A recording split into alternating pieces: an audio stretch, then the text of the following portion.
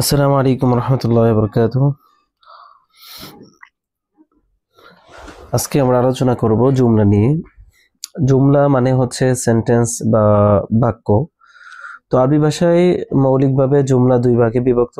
প্রথম প্রকার হচ্ছে আল জুমলাতুল ইসমিয়া, আর দ্বিতীয় প্রকার হচ্ছে আল জুমলাতুল ফাইলিয়া।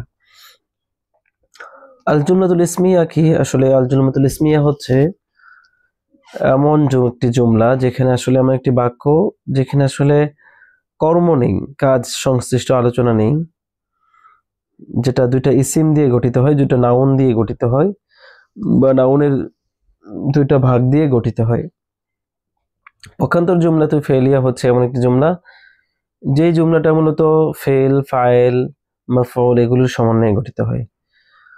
তো আল জুমলাতুল ইসমিয়ার দুইটি অংশ, প্রথম অংশ হচ্ছে মুবতাদা, দ্বিতীয় অংশ হচ্ছে খবর। তো মুবতাদা কাকে বলা হয়? যার ব্যাপারে সংবাদ দেওয়া হয় তাকে বলা হয় মুবতাদা, এবং সেই সংবাদটিকে বলা হয় খবর। যেমন আল ইলমু নাফিউন, ইলম উপকারী বিষয়।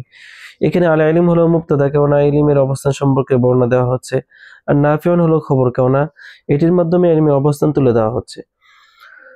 তো মুবতাদা ও খবর মিলে আল জুমলাতুল ইসমিয়া গঠিত হয়, এবং এই ক্ষেত্রে মুবতাদা ও খবর উভয়ের ইআরাবি সর্বাবস্থায় মারফু হয়।